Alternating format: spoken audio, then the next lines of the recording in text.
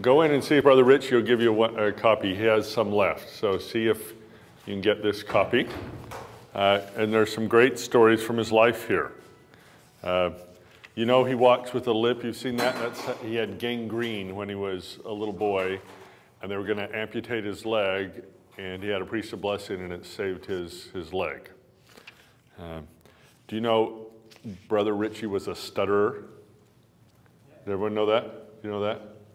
Can you believe that? I mean, here he is, you know, one of the best teachers, speakers on campus, and until his mission, he was a severe stutterer. So that's amazing he's overcome that. Took his parents' car out and got it stuck in a swamp filled with water. Tried to hide it from them. Didn't work out so well. One of his first business ventures, he had a dishonest partner. He's a pilot. He flies his own airplane. And one time when he was a brand new pilot, he got stuck above the clouds and was basically just lucky to get down alive. He tried 3 approaches to an airport that he finally found. And the guy on the ground at the airport, he said, had already made an X on the ground for his friend, saying this guy's not going to make it. He'd already bet, you know, his friend that this guy was going to crash. And luckily, he landed fine. His daughter was run over in a car accident or hit by a car. He's had disappointments in his church affairs. He invested in a car dealership. He was when he was really young, he for a long time took a while to get to be the car dealership for Chevrolet in his town, and then right after he got it, General Motors had the longest strike in their history. So he put all this money up, and then he couldn't get any cars to sell. He almost went over the edge financially there.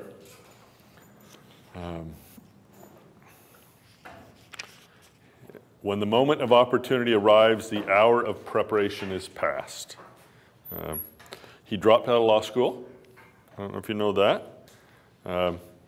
He even taught public school right after college to get some income for his family while he was building his first business. Then he got into insurance for a while and made a lot of money in insurance very quickly. This is an interesting point he makes. He said, "It's hard to believe that the achievement of a financial goal could also teach me how to reach the celestial kingdom." So he learned things in his financial struggles that taught him spiritual principles. He had one of his closest friends that got so good at running restaurants that he quit his job as the night manager, and then he told his boss he was about to quit as school was about to go and he was moving on. The boss took him into his office and offered to build him a restaurant anywhere in the world if he would only agree to stay with him and operate it. I mean, wouldn't you like to have someone call along and say, "Sam, you're such a good restaurant operator. I'll build you a restaurant anywhere in the world, but you just got to run it. You know, you got to commit to stay with it, and we'll do it anywhere you want." I mean, wouldn't that, someone has that kind of faith in you, wouldn't you like to have someone have that kind of faith in you, that they have seen how good a worker you are, and they said, "Gosh, I want to back this guy." I've always wanted to have I've always been mainly in businesses where it's been by myself. I've never had, up until the last little while, you know, anyone that I supervise in a business. But at times I've gone around other businesses. Like I remember I walked into a flag store where they sell nothing but flags. Big flags, little flags, you know, everything. And the salesperson was so energetic and so sharp. I thought, wow, if I ran a business, I would just walk around to other businesses, find who the sharp employees were, and hire them away. Because it's so hard to get good employees. So when you find some, get them and lure them away to your business. Brother Richie talks about the hazards of being an almoster. You know, someone that almost made it. That's what he calls them, an almoster. Almosters never make the record books. He had some great success in what he tried to do in his church callings as a stake presidency, some good missionary works. Sometimes when he followed spiritual promptings instead of the logical things, he was blessed. And let's see. He was humbled several times, and he kept going with his positive outlook that he has. We're looking at a biography compilation of Brother Ritchie, some of his stories from his life. If you want a copy, he has some left in his office, so go in and ask for a free copy if you want them. What? Yeah. He also has another one. He has a hardbound copy, right, too? A follow-on one. I think he's a white one. Oh, white one. It's Lessons Learned. Lessons Learned. Okay. Life lessons. All right. He talks about, just a little one, he makes a story here about where they go to a buffet with his kids, and his daughter hardly eats anything, and she's just turned 13, and the cutoff for the kids' rate was 12. And so he debates in his mind, you know, hey, she hardly ate anything. You know, my 5-year-old boy ate more than her, and I paid a lot less for the 5-year-old boy. You know, he was debating in his mind, telling the waitress that she was only 12. And the interesting thing was, I think he actually did tell her he was 12, and the waitress didn't get it right. And she charged the daughter for the full adult rate, and the daughter got a hold of the receipt to, you know, wanted to see if her dad had been dishonest or not, and saw that, oh, she was charged the full adult rate, so she didn't think her dad was dishonest. So he got lucky and saved face with his daughter just miraculously. Let's see. You push yourself hard, you get a lot accomplished. Let's see, just some great life stories in here. Following up on promptings. Times when he was, reading an exact book off his shelf, and someone would call from his stake with a question, and it would be exactly what he was reading that time. Or when he went, felt prompted to go back to his office when he wanted to go home, and he'd get a call, and he had just read something that helped the person that called him. So, it's really exciting to be an instrument in the Lord's hands to help other people. I think that's one of the exciting things about being a social entrepreneur, is you have the opportunity to be used well beyond your capacity. The Lord can make you more than anything you can do on your own. So you get a good idea, and you do all you can, plus you get the help of the Lord. Wow, amazing things can happen.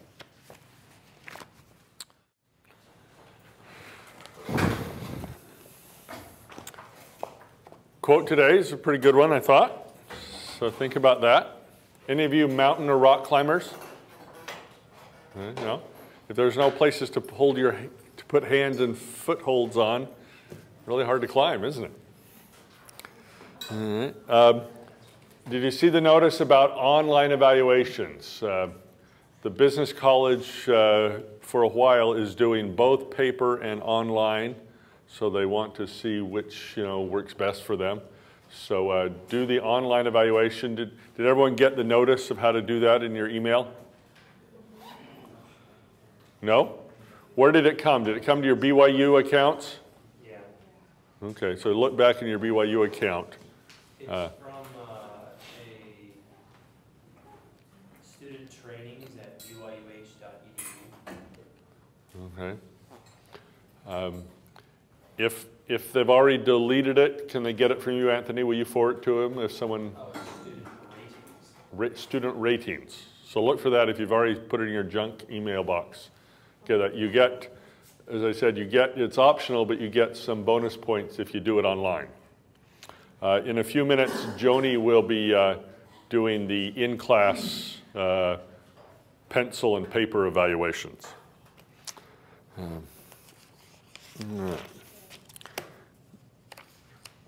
Speaking of grades, here's a grade story. You might want to write this down. It's one you might want to need in the future. It's from the Ensign, March 1988. And the title is Only God Gives A's. Only God Gives A's. An institute instructor once told me that college students generally receive higher grades after completing a mission. I believed him, but that was before my mission, before I returned to college and attended an English class. Since I was an English major, the most important class of the semester was Analysis of Literary Forms. I needed straight A's in the final 3 years of college to be accepted by law school. Unfortunately, the professor of this class was on a personal crusade to combat grade inflation. Adding to my anxiety was the professor's anti-religious cynicism. So he got a hard professor, and the professor wasn't too nice about religion. On the first day of class, he boasted that his greatest accomplishment had been flunking a member of a religious order for cheating. Before long, I realized that I was the only Mormon in a class full of agnostics. Our first assignment was an analysis of a short story. I spent 2 weeks brainstorming, outlining, writing, and rewriting until I felt assured of an A. When I got my paper returned, I was sickened to see the grade was a C. I approached the professor after class and asked what was required in order to give an A, to receive an A. He responded with a sneer. Only God gives A's. Seeing that I wasn't amused, he explained that he would award an A if only he felt the paper was worthy of publication. My grade on the next assignment was critical. This time we had only 1 week in which to analyze a novel, and the professor couldn't have picked a worse week. Family night was a special family home evening. I spent Tuesday night completing my home teaching. On Wednesday, I was assigned to conduct a young adult activity. Thursday was quarterly state priesthood meeting, and I was asked to speak. On Friday, I showed a friend from the mission field the sights of Southern California. Saturday, I did yard work for an incapacitated family. That evening, I attended a baptism and confirmation of a close friend. So he had a busy week. I had absolutely nothing on the paper. I had absolutely done nothing on the paper when Sunday arrived. The paper was due Monday morning. Since it was fast Sunday, I had no commitments that afternoon or evening. I was tempted to do my homework, rationalizing that I had been doing the Lord's work the rest of the week. I think that's a pretty good rationalization. Hey, I've been doing all these church things when I could have been or should have been studying. I'm going to study today on Sunday when I don't normally do it. I can see. I think I would have made that rationalization myself. I was tempted to do my homework, rationalizing that I had been doing the Lord's work the rest of the week. That was a good example of the ox in a mire, I thought.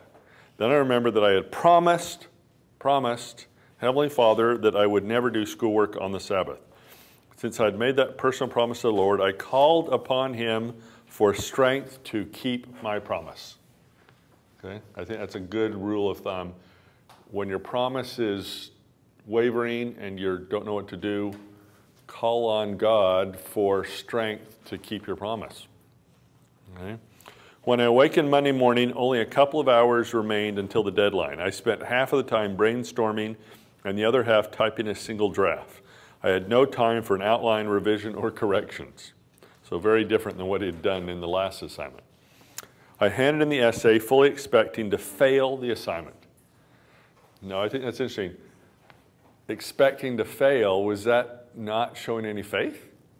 Interesting, If you're calling upon God for strength and you do it and you expect to fail, I'm not sure whether that's exercising much faith. But I had done my best I could do. Maybe that's the key. I had done the best I could do and still keep my promise to the Lord. When I entered class a week later, the essays were stacked on the professor's desk. As usual, he waited until the end of class to return them. This time I was willing to wait since I had no desire ever to see my paper again. The class came to close. The professor picked up the papers. Instead of hurriedly passing them down the rows, he just stood there looking down at the stack. Then he began flipping through the pages of the paper on top. He slowly lifted his eyes to look at the class, hesitated for a moment, and said softly, "Class, I suppose I have a reputation for being a hard grader. Well, I want you to know that today, for the first time in my teaching career, I have awarded a student an A+. It was my paper." Perhaps the professor was right after all when he said, "Only God gives A's." Now, again, that was Ensign March 1988, if you want to have it to get strength the next time you are way behind on your assignments.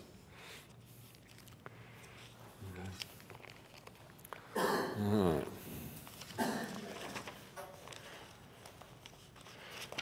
Want another little uplifting story before we do our evaluations?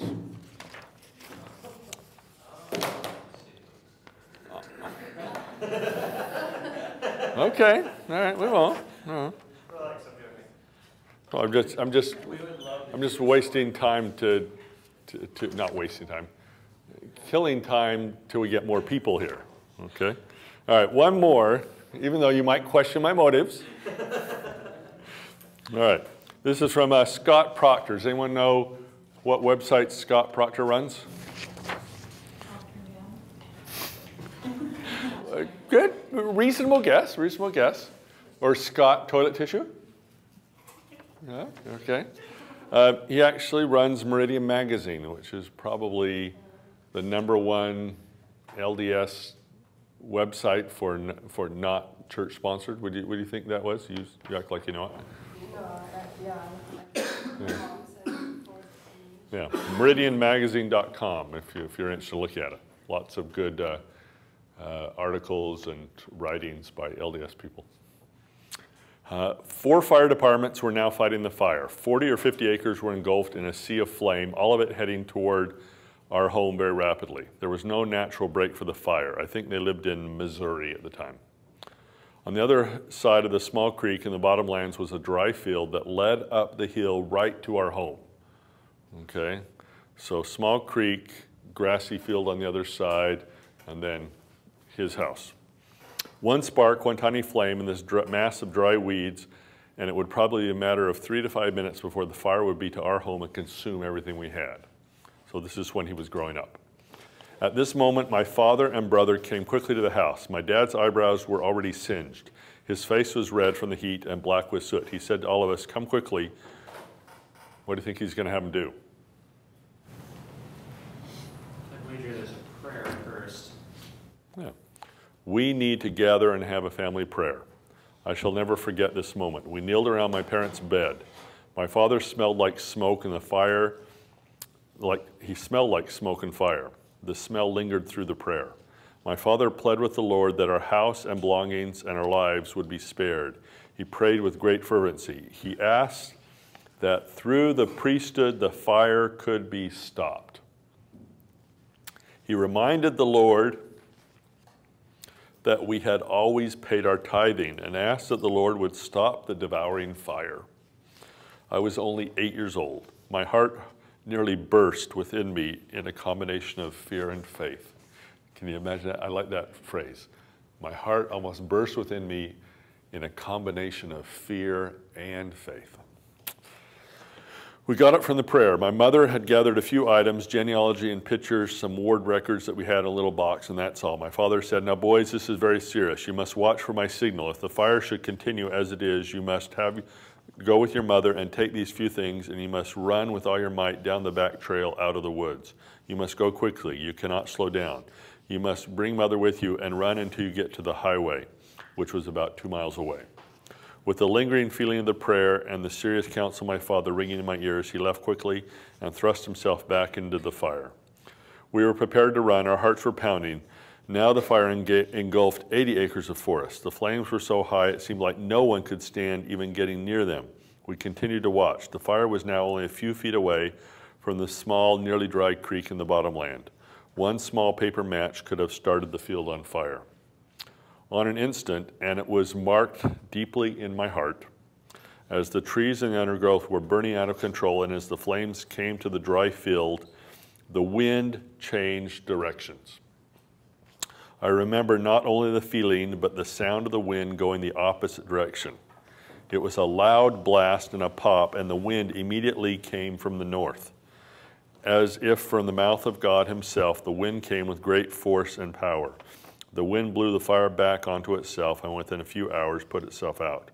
Not one dry thistle of our field was charred. Not one spark landed in the weeds. Not one tree fell from south to north by the creek. The devourer had been rebuked, and we were spared. So pretty powerful. You know, there's very few priesthood power stories that I think compare with that, of literally the fire was stopped. Joni, are you ready? Yeah. Do you want to do it now? Sure. Let's do it now. Give us a break. I know. I'm going to leave. See you in a few minutes.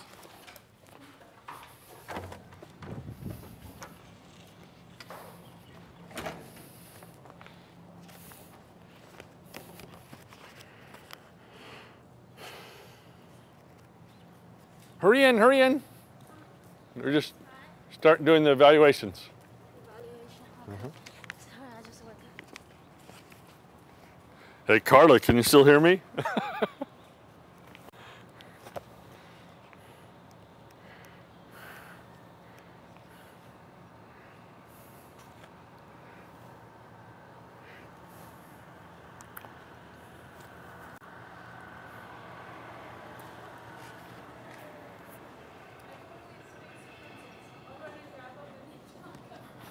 Okay.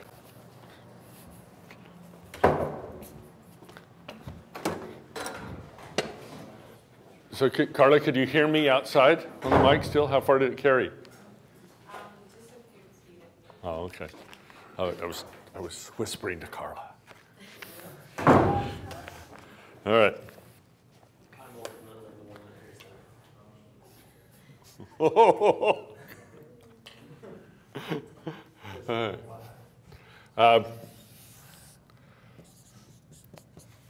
I want to review a couple principles from this book. It's called Boom Start, written by some BYU professors. They talk about, you know, this is obviously starting a general entrepreneurship venture. And I wanted to apply some of those principles to social entrepreneurship. So here they have some questions. To sell the business or the venture, your pitch must answer 6 questions. So if you have an idea, think about these questions. What is the need or problem you solve? Okay, you got to be able to quickly and concisely say, here's the problem I'm attacking. Here's what I'm focusing on. Okay. What is your angle? And think of an angle as, you know, you normally think of an angle as, you know, some type of arc. I think in this regard is, you know, how are you attacking the problem? From what direction are you attacking the problem? That's what I think is, what is your angle? Okay? And you have to evaluate how different is your approach compared to what's already out there. You know, okay, you want to focus on hunger. What angle are you coming at that makes it different, that makes your way of doing it going to solve the problem versus all the other ways that have tried and failed? All right? So what is the need your problem, or need or problem you solve? What is your angle? What is your target market? Okay? What are you trying to solve? Hunger locally, globally, regionally? You know, you're just trying to increase nutrition? Are you trying to, you know, what is your take on it? What is your model?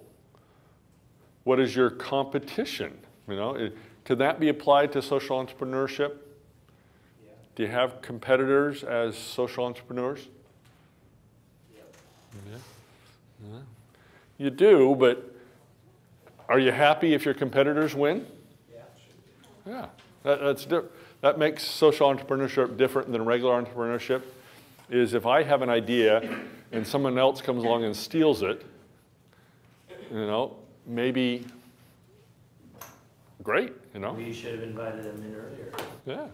I mean, they're doing it better than you are doing it, so you should be happy because the problem is getting solved and they had a better angle. And the last one, who is on your team? You know, who are you going to invite to help you combat the problem? So those are some points I thought applied there. Next one. Early on, ask yourself the question, who benefits the most if I succeed?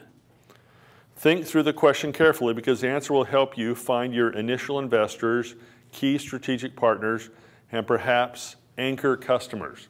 They talk about anchor customers, you know, being those like when you go to the mall, there's anchor stores, you know, the Nordstroms and the Sears and the Pennies, you know, the big department stores that are the anchors on the ends, and then all the little stores in between that fill in the mall. So he talks about having anchor customers, you know, those big customers that will really secure and stabilize your business and help you get through the tough times. They also talk about the difference between rabbits and elephants. You know, you have elephant clients that are huge that you can go after, but he also said maybe you really need to focus first on getting some rabbits and living off of rabbits for a while until you can really get the skill and the ability to get your elephant. Because elephants are tough to bring down, but rabbits are relatively easy. So you're going to spend 2 or 3 years trying to get an elephant and starve, or you're going to have a rabbit every month, keep you going while you're developing your skills so you're ready to get the elephant. Rabbits are more numerous than elephants. Good point. Okay. I can think of several companies who have made all of their money hunting rabbits to the point where they beat the elephant hunters. Yeah, you have, you know, but it's almost a matter of pride sometimes that people, they won't bring themselves down to the rabbit level. They just have it so set in their mind that they're going to be elephant hunters. Okay. All right, next one.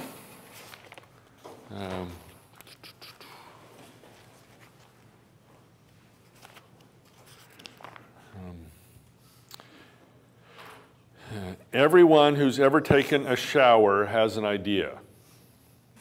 Yeah. How many of you do some of your best thinking in the shower? Now this person goes on to say, it's the person who gets out of the shower, dries off, and does something about it who makes a difference. You know, as Brother Richie likes to say, ideas are a dime a dozen. You know, shower ideas are very common. Yeah, hopefully you'll have 1 or 2 every day if you shower every day. It's the person who gets out of the shower and does something with the idea that actually makes things happen. And someone yawning. Was that you? You're yawning in my class? Come on, JJ. It's not you, it's me. Good, good. Hey, see, that was a good comeback, wasn't it? Yeah. Make us all think about it. I can feel one in my throat now. If you need, you know, this is probably going to be one of the things you'll need to focus on as a young college student trying to do anything in the social environment, is gaining credibility. How do you gain credibility? And these authors, they say their approach is temporary credibility can be transferred to you by, so you pull on someone else's credibility. And you can get that credibility from someone else by having them recommend you, such as an introduction, a phone call, or an email. The person recommending you can be anyone the customer trusts, respected colleagues, business associates, friends, relatives. You can draw on this transferred credibility until you have your own. Okay? And some other suggestions, they give 7 things you can do to earn credibility and trust. Okay? Number 1, dress the part. Okay?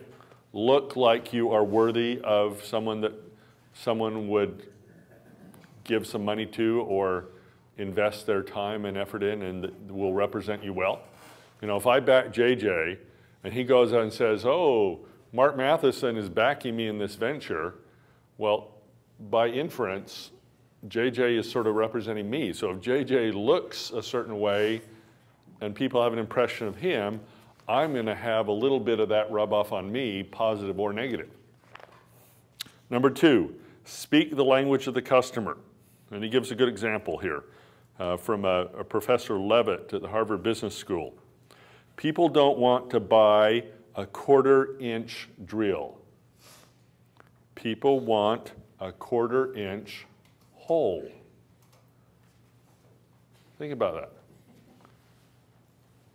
When they're looking to buy, they aren't really looking to buy a drill. They're looking for something that will let them make a 1/4-inch hole. It just happens to be a drill. But think about that, what the client's real point of view is. They want the benefit and not necessarily the features. So speak in terms of the whole and not the drill. This is what my enterprise will do for you, the features, and not necessarily, or excuse me, the benefits of the venture and not necessarily the feature. All right. Seek to understand. Most people love to buy, but they don't like being sold to. So if you understand their needs and can gauge your pitch to them, they'll want to buy instead of feeling like, oh, this person's selling me, he's putting the hard squeeze on me. Okay, people will love to buy, they don't like being sold to. Number 4, listen, listen, listen. Selling is not a stand-up monologue. Number 5, set correct expectations. How do you feel when you go into a restaurant and you know it's like a Chili's or a busy chain restaurant and you see people waiting and you go up and say, oh, how long's the wait? And they tell you, oh, the wait is 15 minutes. And then, you know, 15 minutes comes, 20 minutes comes, and you're saying, you know, why so long here? Okay, how is that compared to if you go in and say, how long's the wait? And they say 15 minutes, and then 7 minutes later they call you for your table. You're excited. You think, all right, I'm getting to eat sooner than I thought. So it's all a matter of gauging expectations. So the adage in business is under promise, over deliver.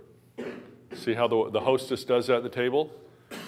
Gives a longer time than you'll expect it to really get seated.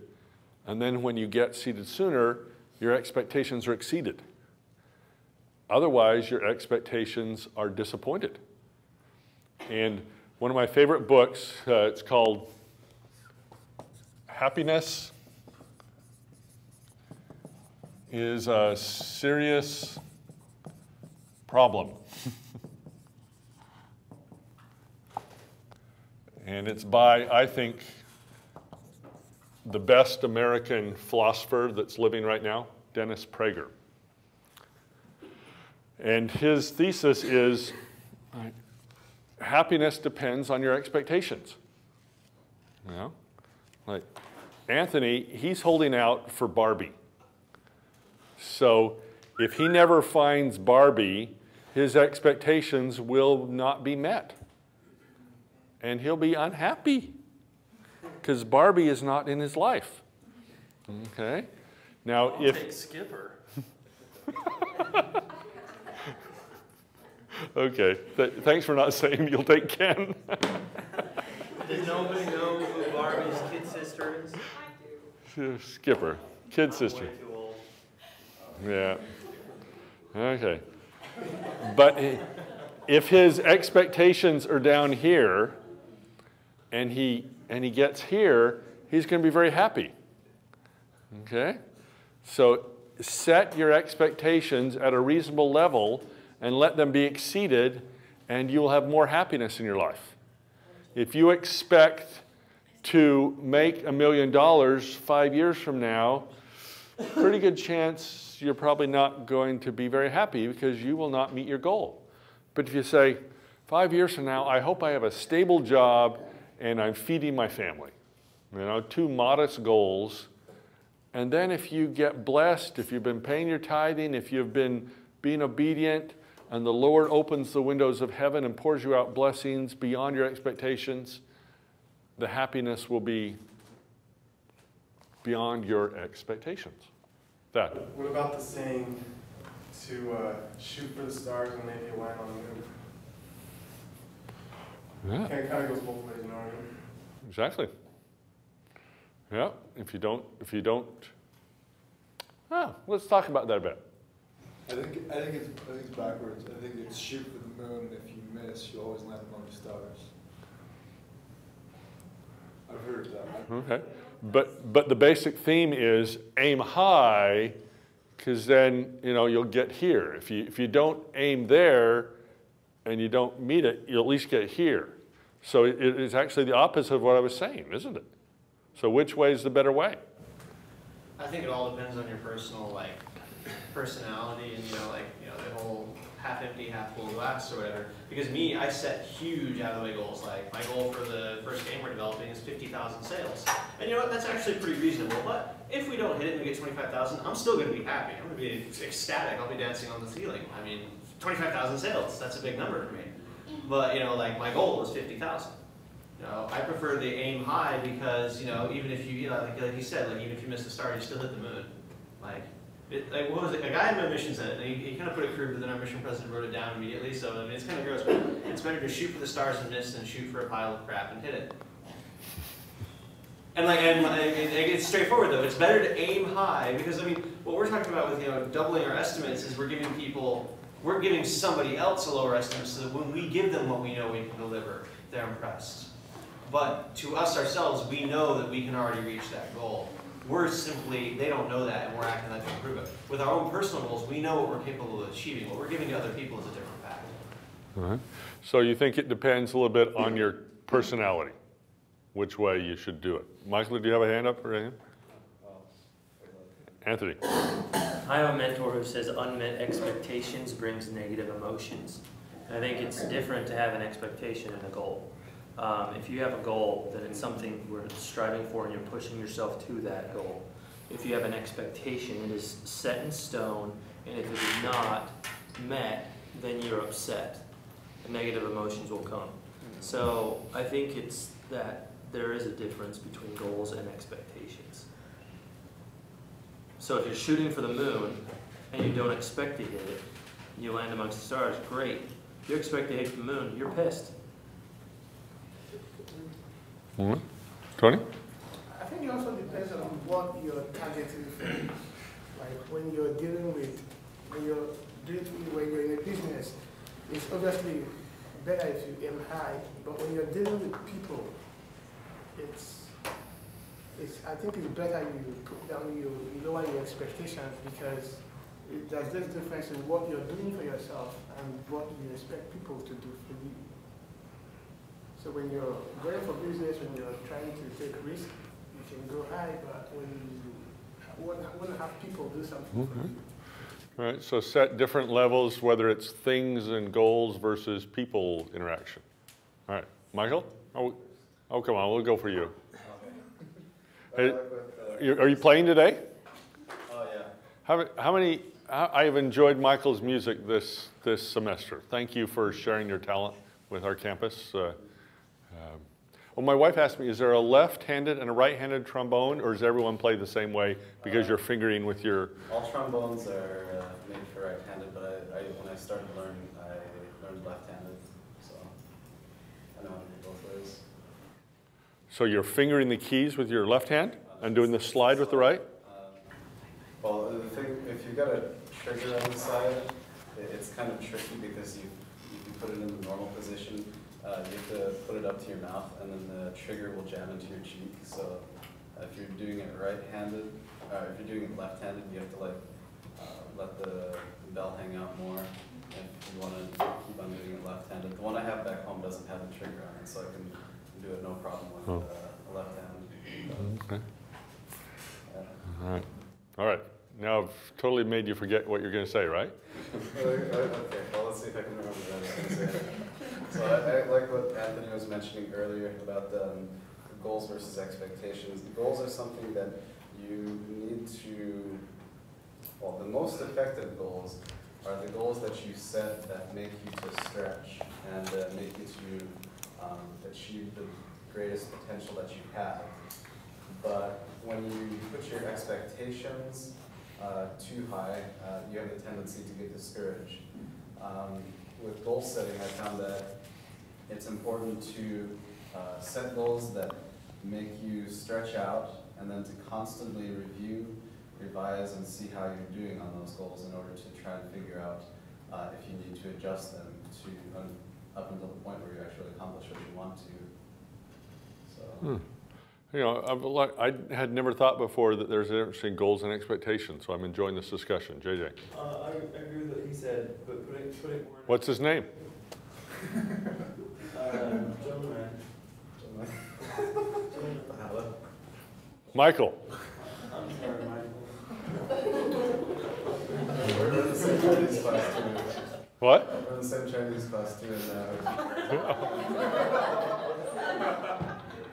So you knew his Chinese name? Maybe that's something I can work on, learning people's names. No, It's my weakness too, JJ. we're all people here. We can let this go. Qualify as a goal that makes you stretch. Yeah. I was thinking, in addition, our expectation should be every time we fall and we don't reach our goal and we're likely to get upset, our expectation should really be to get back up again. That every time we don't meet our goal, to bounce back as fast as possible to regroup again. So there are many times when you won't reach your goal and then you just give up, or you take time before you refocus again and get back together. I think more importantly is not do you reach your goal, but the second you meet a challenge, the second your goal is being stopped, are you going to drop the ball, or are you going to immediately not get upset, but think to yourself, what can I do to get through this? I'm going to keep pushing through even more. That's the time that's most critical and important, that you pick yourself back up and keep going. Okay. Those of you who need a little extra credit, if you do some more thinking and expand the difference between goals and expectations a little more, I'd be interested in seeing some of that. And you need some extra points, go and do some research on that and see if we can add more to the discussion. Last couple points there on these 7 points. These are 7 points to earn more credibility. Be responsive, okay? Tom Peters advocates shocking levels of responsiveness, doing things in minutes and hours, which people did in weeks and months. So shocking responsiveness. Wow, way beyond their expectations. And number 7, deliver results. Pretty obvious, but that's the bottom line. You can do all those other things, dress the part, speak the language of the customer, understand them, listen, set correct expectations. But if you don't deliver, all that goes for naught. All right, Joni, you ready? Yes. All right.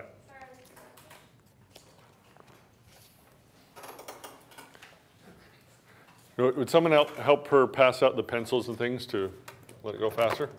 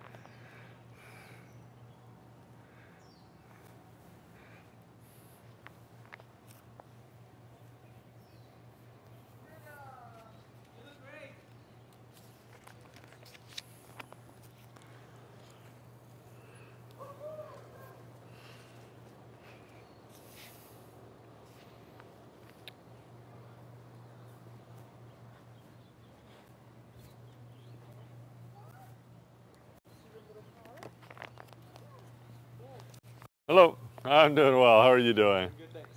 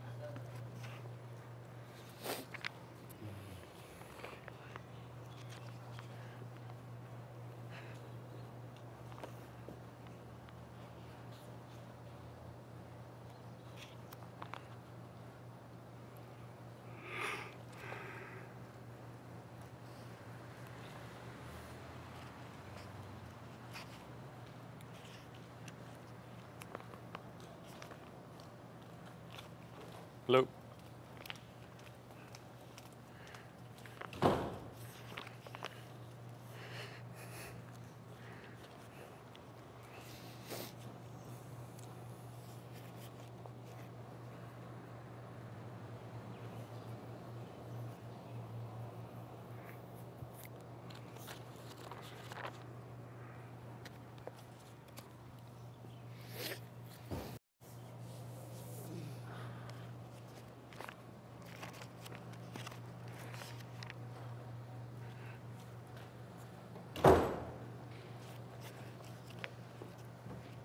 Good morning.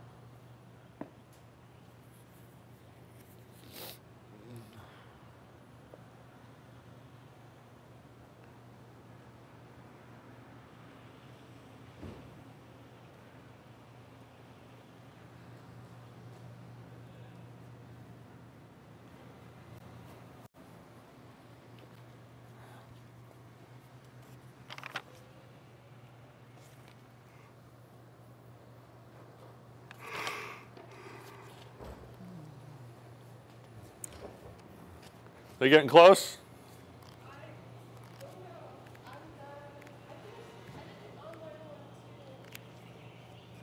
Are the online ones exactly the same?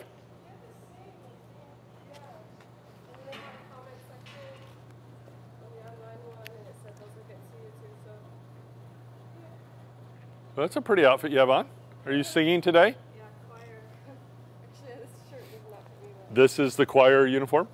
This is one of them. We have the black and white, like, gowns. Uh-huh. And then have Oh, like, this is pretty. tucks. This one's just our, like, aloha. Oh, I like it. Is this new for this year, or do they recycle them? They recycled them for years. we used them on tour at the beginning of the year. So. Where did you go on tour? Hong Kong and Taiwan. How was that? It was great. Oh, that's neat. Yeah. Actually, I wish I could get the same one I had. I had put my name in them, but I couldn't find it, and everyone else grabbed. Oh, you turned it in after tour? Yeah, and everyone else grabbed different costumes, and then I get there, and I was like, Ah. because it fit me so well, Oh. this one does not. Oh, that's frustrating.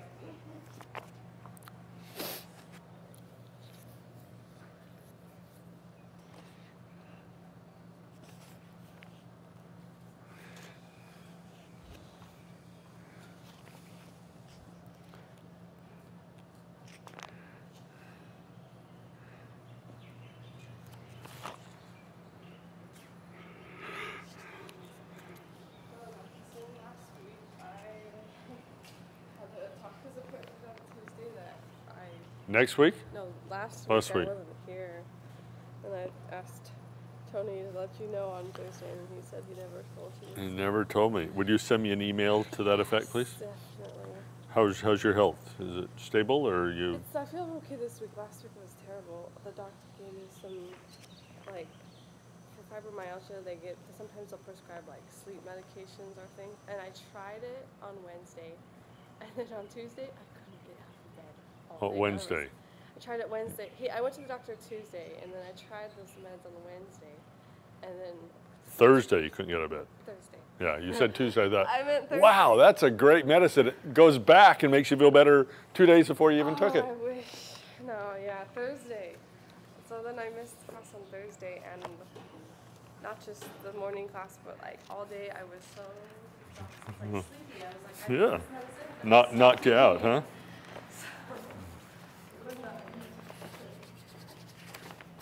All right. I'll send it to you. Good.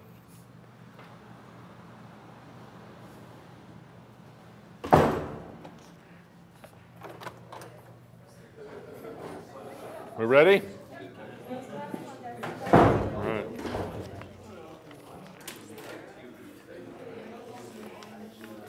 Are you taking those back to the office?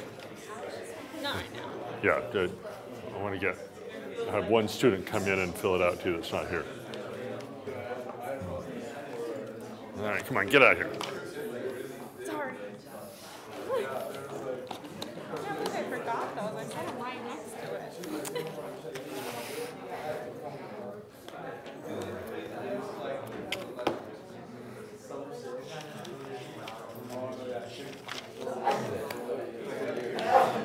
All right. Here's one of my favorite stories. And if I've told it to you before, let me know. So sometimes I try to keep track, but sometimes they escape from me. Everything happens for the best, my mother said whenever I face disappointment. If you carry on, one day something good will happen, and you realize that it wouldn't have happened if not for the previous disappointment. All right? If you carry on, one day something good will happen that wouldn't have happened if you hadn't had the previous disappointment. Mother was right, as I discovered after graduating from college in 1932, this person writes. So they're a little old. I decided to try for a job in radio, then worked my way up to sports announcer. I hitchhiked to Chicago and knocked on the door of every radio station and got turned down every time. In one studio, a kind lady told me that big stations couldn't risk hiring an inexperienced person. That makes sense, right? Go out in the boonies and find a small station that'll give you a chance, she said. I thumbed home to Dixon, Illinois, is where this person's from. While there were no radio announcing jobs in Dixon, my father said Montgomery Ward, that's like Sears or Penny's, had opened a store and wanted a local athlete to manage its sports department. Since Dixon was where I had played high school football, I applied. The job sounded just right for me. You know, expectations, I'm going to get this. I'm the star athlete in the community. They're opening a sports department. I'm going to get the job. But I wasn't hired. My disappointment must have shown. Everything happens for the best, Mom said. Dad offered me the car to drive 70 miles to the Tri-Cities. I tried WOC radio in Davenport, Iowa. The program director told me that they had already hired an announcer. As I left his office, my frustration boiled over. I asked aloud,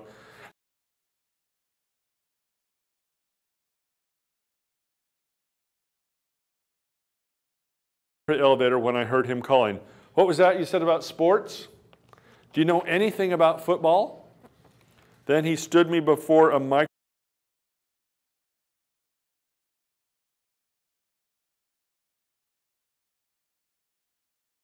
with a 65-yard run.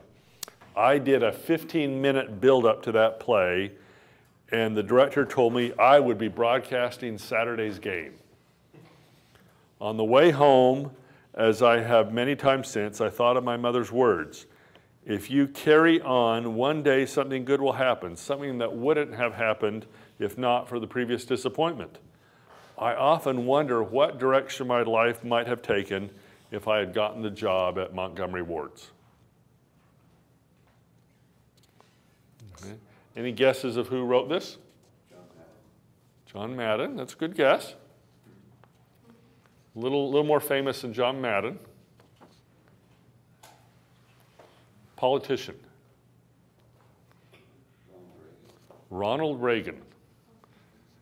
Sports announcer turned actor turned president of the United States. And if he had gotten the job at Montgomery Ward's, he might have been president of Montgomery Ward's, but he probably never would have been president of the United States. So don't be too upset when you get things that don't go your way, because those disappointments might have actually sidetracked you from what really was really important in your life. You know, and what may, in the end, you know, there will be times, and I've seen this in my life, when things that looked like adversity and bad things actually turned out to be hidden blessings. I think I told you about getting laid off for my first job out of college. Have I told you that? Turned out to be a big blessing. Instead of, oh, woe is me, I've lost my first job. You know, I made it through and things turned out a lot better.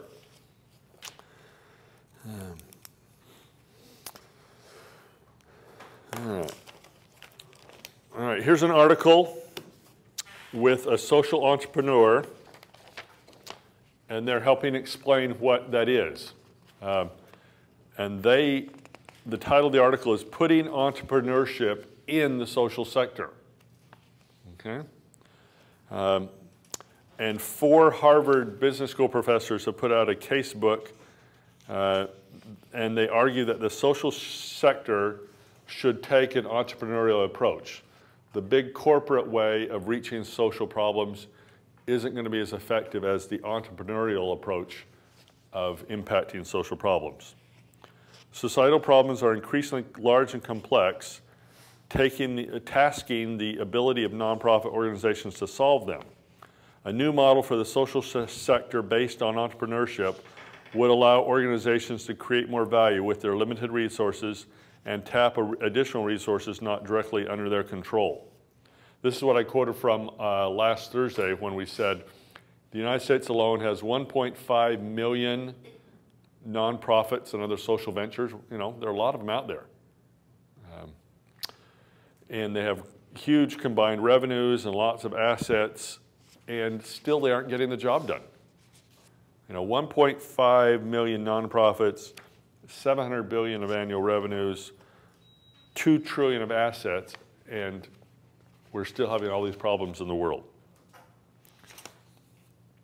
Have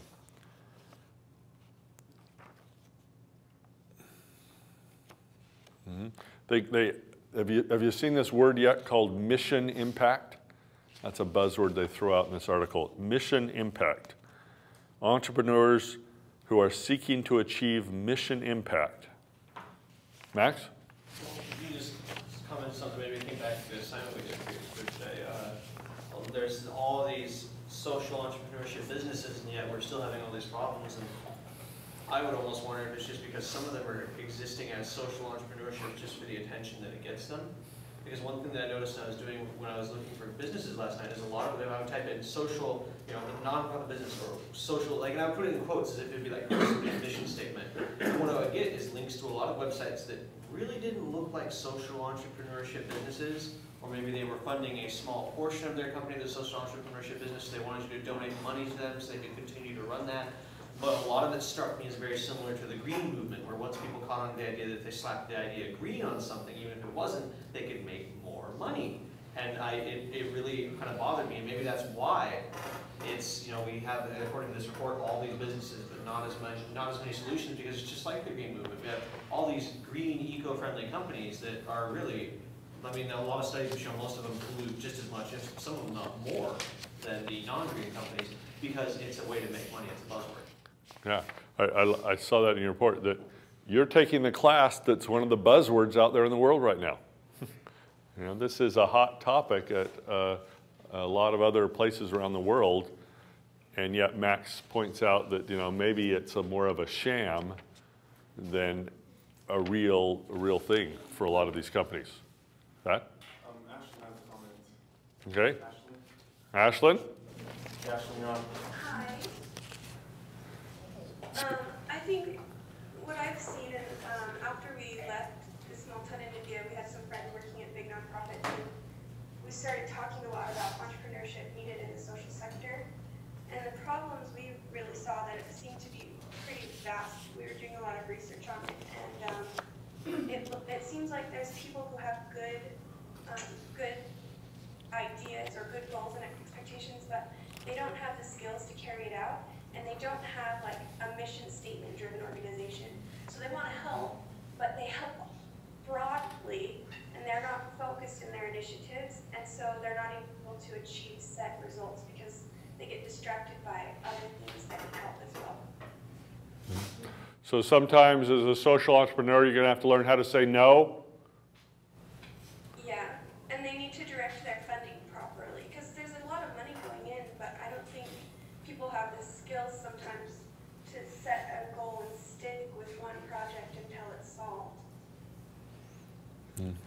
All right, thank you. I just Charles. think that the whole thing about companies going green and how this is all buzzword, that shouldn't discount from the fact that there are companies that are actually going green and not polluting at all. They're 100% sustainable, and there are companies doing good. There's gonna be the people that just try and latch on for the good of, just to make a buck. But there's also gonna be people that are sincere. Opposition in all things, right? Isn't that a hard thing with Christianity? And how many times on your missions did you find people that were just fed up with religion, that had given religion a bad name? So when you come to them with another religion that you know to be true, compared to all the other ones that were more shams or less true, that deceived them and disappointed them, they didn't even want to hear your message because they had had bad experiences with the others. So, as you're right, Charles, hang in there and find the ultimate truth. Find the true green solutions. Find the true valuable social enterprises and not the ones that are just trying to do it to make a buck. Okay? It's all right, I hope you take away from the class, it's all right to make a living as a social entrepreneur, but you're probably not going to do a good job of that if that's your only goal. You don't have to have a social enterprise and you live in poverty, or you have no other resources coming from it. There's a lot of entrepreneurs out there that have done something in the social sector, and they take modest living expenses and modest reimbursement for what they're doing, but that's a side benefit, not their main motivation for doing it. Shem? The company that I found, it's called TED. Have you ever heard of it? Mm-hmm. It's awesome.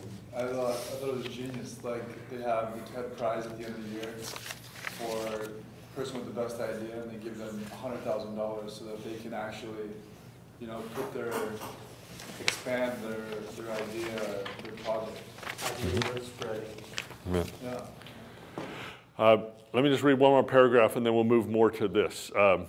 They say, we define social entrepreneurship as innovative, social value creating activity that can occur within or across the nonprofit, government, or business sectors. Now let me read that one more time. Innovative, social value creating activity that can occur within or across the nonprofit, government, or business sectors. While virtually all enterprises, commercial and social, generate social value, fundamental to its definition is that the drive for social entrepreneurship is primarily to create social value rather than personal or shareholder wealth. So that's one of the big distinctions there, is what's the main purpose of the enterprise. Okay. Who else ran across some interesting companies? So far, I've only seen 2 of you that came up with the same enterprise. 2 of you reported on the same SE. All the rest of you that I've read so far had different ones. What enterprise was it? So those of us who wonder can be assured.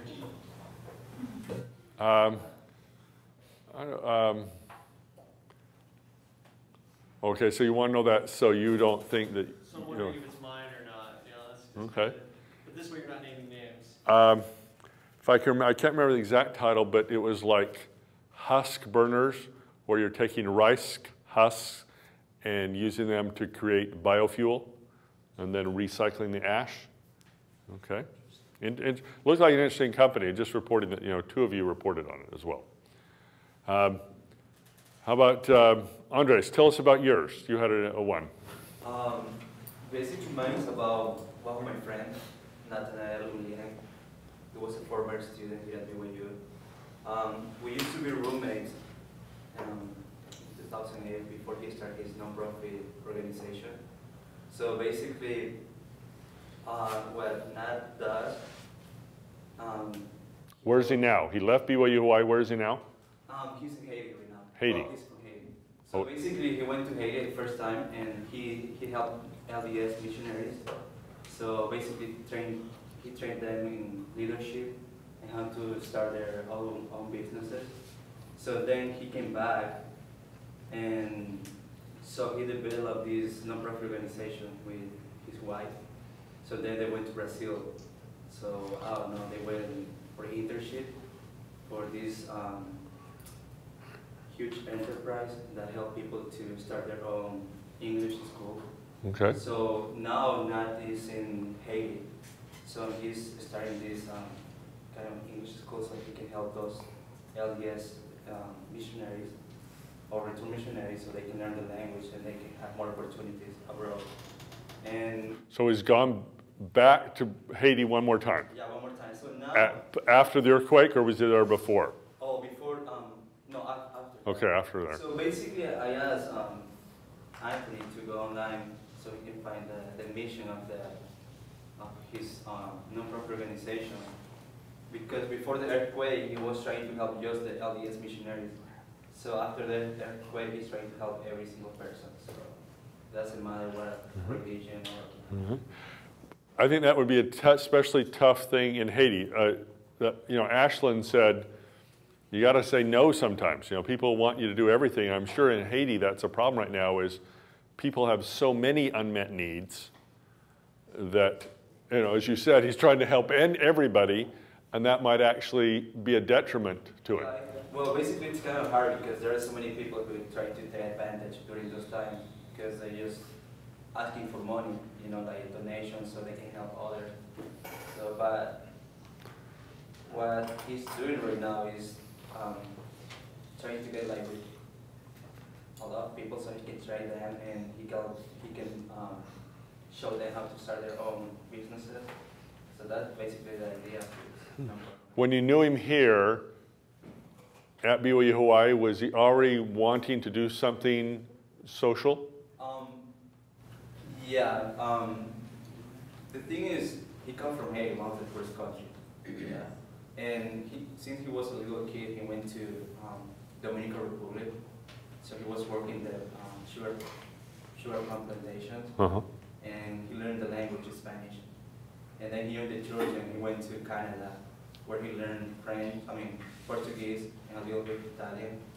So he speaks like 6 or 7 languages. Wow. French, Spanish, English.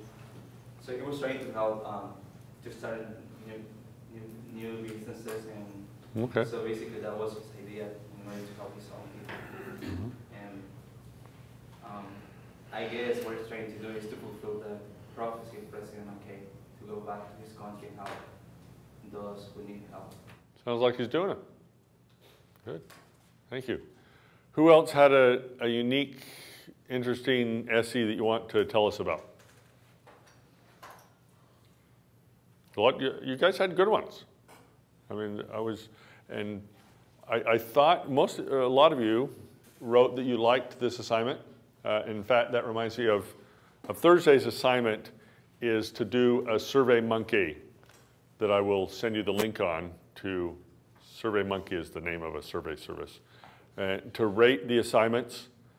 And so just go back through your assignments and look at them and say, did I learn something from this?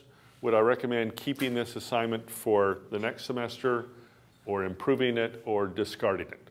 Okay, so you'll get to say keep it, improve it, discard it, and then if you want to put any specific comments, you can. So that's a fairly simple assignment for Thursday, not a lot of time, but it'll help you go back through your assignments and try to learn.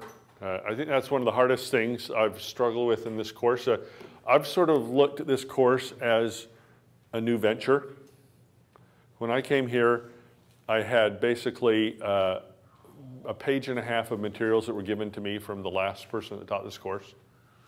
You know, I didn't have a set structure, a syllabus, this should talk about this on this day. So I've had to start this from scratch. And so it's been like starting a new venture.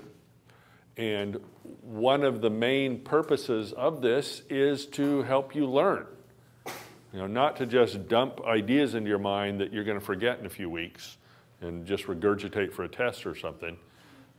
That's not what we want to have happen here. So I really want your feedback to know what caused you to learn in this class and how we can emphasize that more and abandon some things that didn't work. There's some things we probably did. I'm going to have to sacrifice my baby and eliminate them from the next time I teach the class. Okay? So I'd like your feedback on those assignments. Tell me which ones you liked, which ones waste of time. The last thing I want to do is give you a waste of time assignments. So that doesn't benefit any of us. I don't want to spend my time reading them and correcting them, and it's a waste for you to do it.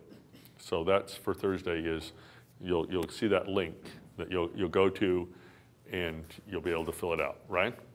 How will you know if we complete the assignment though, if Survey Monkey's anonymous? You can put in there that you want your name to be shown as completing it. It won't show me what you said with your name, but it will show up on a list of people that completed it. Okay, so check the box. Yes, you want to be known that you did the survey.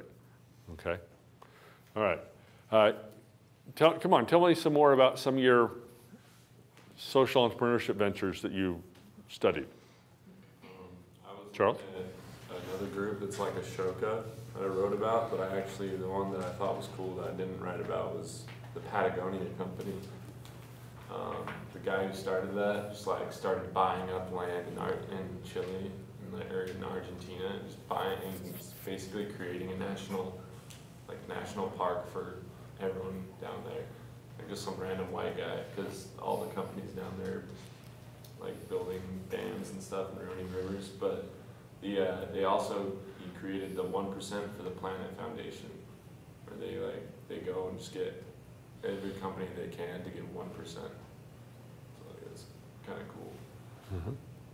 Yeah. That reminds me of, the church has nonprofit things they do that are just church related, but they also they invest their monies for the future in for-profit ventures, like Hawaiian Resources. We have land here in Hawaii that we use it for investment purposes. So there's nonprofit and for-profit ventures.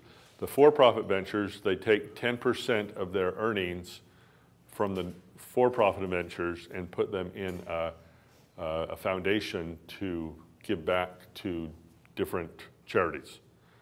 So the church is doing that specifically their for-profit ventures. Patagonia, how do they get money to buy more land? So are they selling products? Yeah, they're hugely successful, like clothing. Like an LL Bean type of thing? Yeah, it's like just good outdoor gear. Uh-huh. And the one you wrote on that's like Ashoka, what's their angle that makes them different than Ashoka? Their angle, I don't know, they have, they focus, I think they're just smaller, and their angle is that they just focus on fewer people, probably. And they've got things where like every month they have a set goal for donations, and if people donate, then they match it. And then they've got like they invest in like fellows, they call them fellows, and then they have fellowship, and they list like all their partners, so it's like the whole interconnectedness between all the SEs. We've got all the legit like social entrepreneur sites, like Ashoka is listed as one of their partners, like Acumen and all those good ones. Uh-huh.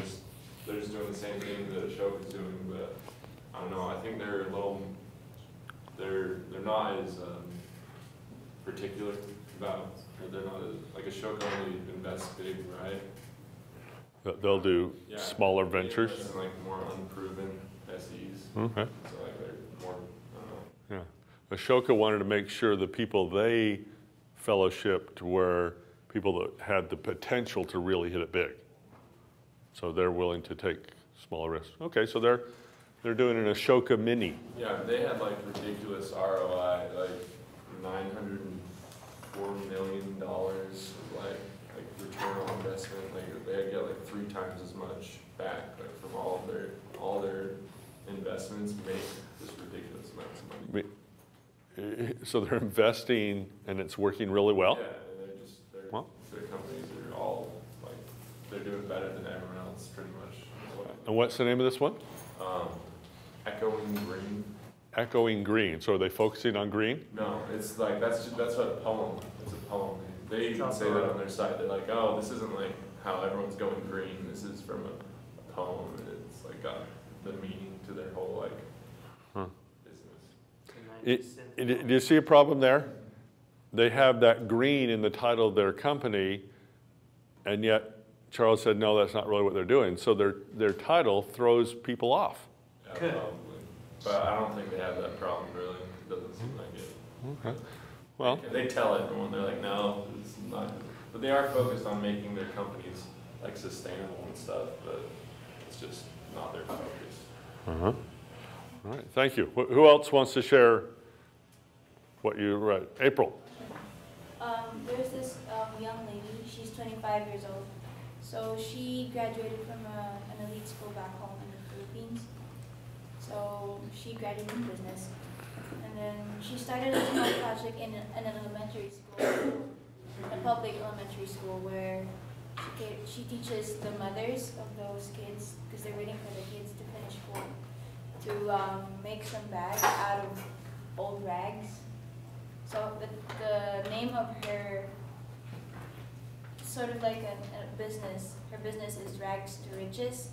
So it's like they find old clothes or anything that is like good to be thrown away, and then they cut it into like pieces and other stuffs, and then that's what they use to make the bags.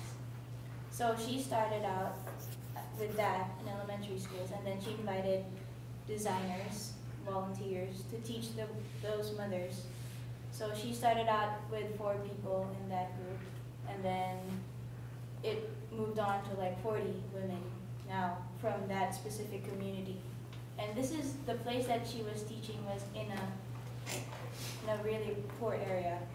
So most of those mothers grouped into groups, and then they try to find old rags to use. So that's how they started.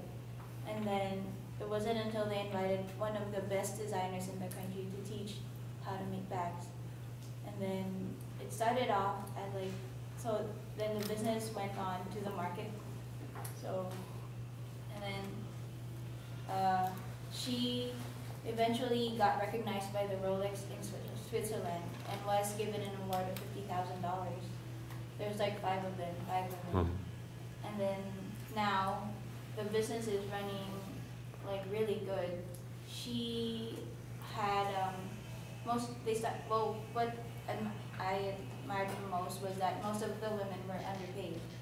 Most of the women were willing to work underpaid, like be paid like less than what they should have been paid. And that she had a couple of volunteers to teach those women the skill so that they can use and produce really good bags, designer bags. It was really cool. I don't. Who was underpaying them? She was, or their prior employer? The women, the mothers. So some of the mothers were willing to work for her. So that's how she started, and now she's still trying to ask for donations from most of the people from the United States. How do they market their bags? She has a website, and then she tries to talk to most of the people in the metro, the city itself, to have her bags be shown in exhibit. And now she is targeting to import most of the bags to the United States. Okay. I wanted to give you an update on the other venture I've been involved with this semester. Thank you, April, for your comments. Remember a few weeks ago we looked at the providing executive education to LDS couples. Okay.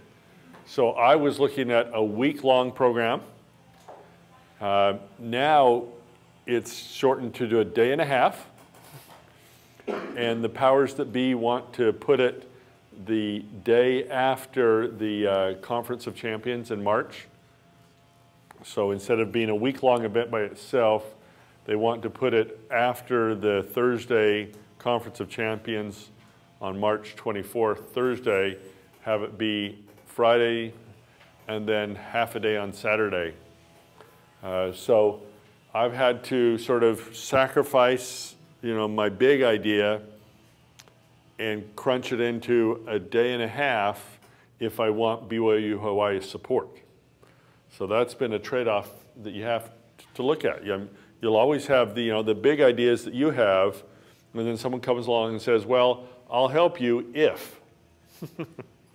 And you have to say, all right, do I want to compromise what I think it should be for the sake of getting resources and support to try it? Do I want to sacrifice that part of it? So I think you'll find that your ventures, you have all these ideas you want to incorporate in it, and you'll have to be flexible. You'll have to weigh the pros and the cons. One of the best tools that I think you should use in your life is when you're facing a decision, take a piece of paper, fold it in half, 8.5 by 11, and just put pros on one side and cons on the other side. And the pros are all the positives, all the things why you should do it. And write those down. And then do the other side, put all the cons down, all the negatives, all the reasons you shouldn't do it, all the reasons it'll fail, and look at that. And when you put it in writing, you will have the ability to weigh the pros and the cons. You'll look at it and say, wow, here are these 8 pros and 2 cons. So on the surface, you'll say, all right, it's 8-2, And then you'll go beyond that and you'll say, well, how important are each of these? And you maybe give a weighting. Maybe one con is so important, it should get big weight and it will outweigh all the 8 positives you have. And you'll say, oh, that one con is a deal killer. That's the one reason I shouldn't do it. But I think I've found too many people in life, you have all these things buzzing around in your mind. You're trying to make a decision, you're worried about things, and you let your mind start to get too worried. And if you put it down on paper and look at it, and you'll say, all right, gosh, this isn't so bad. When you put it down on paper and look at it tangibly, you'll stop excessive worrying and obsessing, and you'll be able to look at it and weigh it pragmatically and see it. And I promise you that many of you will be less worried about your future if you just put things down on paper and see the pros and the cons. Because you know how you are, you're in your mind, you're sleeping, you're trying to go to sleep, all these things are running through your mind, your worries, your struggles, and sometimes your mind blows them out of proportion. They look worse than they really are. So if you put it down on paper, you can use your mental facilities to look and analyze whether your mind is racing out of control and blowing things up, or whether it's a realistic problem. And you'll see that. So use that technique when you're facing your decision, like, where are you going to move after school? What job are you going to take? You know, I think if you put these things down on paper, the pros and the cons, sometimes you won't even need a lot of Holy Ghost inspiration because it'll be pretty obvious. You know, Heavenly Father wants you to use your brains. So if you make a lot of the work yourself and weigh it in your mind, the pros and the cons, then He can finally give you an overall blessing on your decision and a confirmation of, yes, aha, those 8 pros, those really are the thing I should do. I should go and do this. It's obvious now.